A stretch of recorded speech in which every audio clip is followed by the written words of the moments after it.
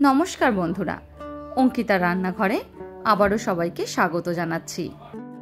দিন দিন গরমটা যে হারে বাড়ছে, তাই পেট ঠান্ডা রাখার জন্য একটা রেসিপি নিয়ে চলে এসেছি। আজকে বানাবো টক ডাল। টক ডাল বানানোর জন্য মুসুর ডালটাকে সেদ্ধ করতে বসিয়েছি।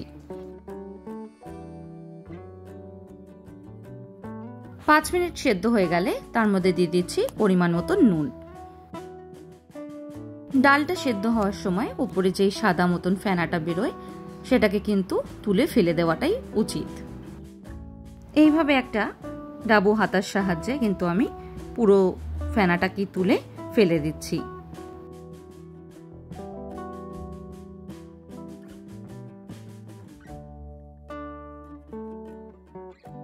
ডালটা কিন্তু মোটামুটি 90% মতন সেদ্ধ করে নিতে হবে।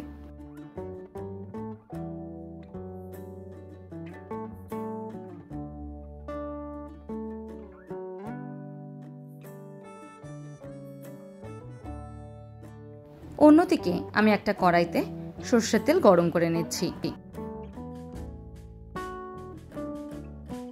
তেলটা ভালো করে গরম হয়ে গেলে দিয়ে দিচ্ছি 1 চামচ পরিমাণে সরষে আর শুকনো লঙ্কা ফোড়ন।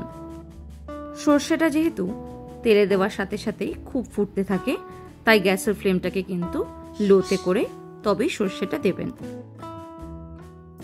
ফোড়নটা ভালো করে ভাজা হয়ে গেলে তার মধ্যে দিয়ে দেব কেটে নেওয়া আমের টুকরোগুলো। টক ডাল বানানোর সময় কিন্তু অবশ্যই কাঁচা আমেরই ব্যবহার করবেন।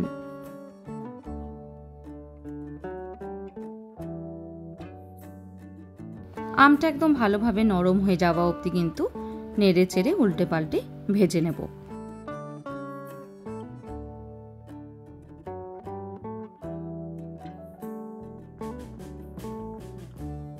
পাঁচ মিনিটের জন্য খুব ভালোভাবে কিন্তু নেড়ে চেড়ে আমটাকে সেদ্ধ করে নিয়েছি।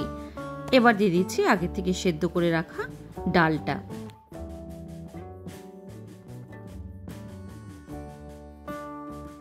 পুরো ডালটাই কিন্তু এবার আমি দিয়ে দিচ্ছি।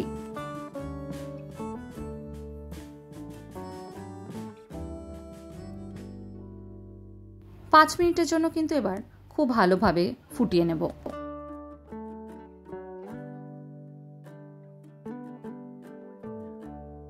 এই সময় কিন্তু গ্যাসের ফ্লেমটাকে হাইতে করেই রাখবেন।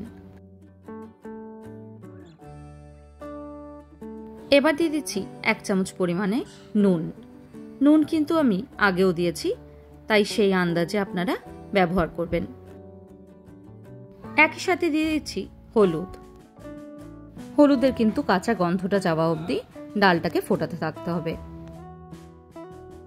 টক ডাল কিন্তু পেটের জন্য খুবই ভালো। গরমের দিনে হালকা পাতলা রান্না খেতেই কিন্তু সবারই ভালো লাগে। টক ভাবটাকে ব্যালেন্স করার জন্য দিয়ে দিচ্ছি 1 চামচ পরিমাণে চিনি। চিনিটা দিয়ে কিন্তু 2 থেকে 3 মিনিটের জন্য ভালো করে ফুটিয়ে নেব। এইভাবে টক ডাল বানিয়ে আপনারা কিন্তু আলু পোস্ত হোক বা আলু ভাজা যে কোনো কিছুর সাথেই সার্ভ করতে পারেন। আজকের মতন এইটুকুই। আবার দেখা হবে নতুন কোনো রেসিপি নিয়ে। ভালো থাকবেন, সুস্থ থাকবেন। ধন্যবাদ।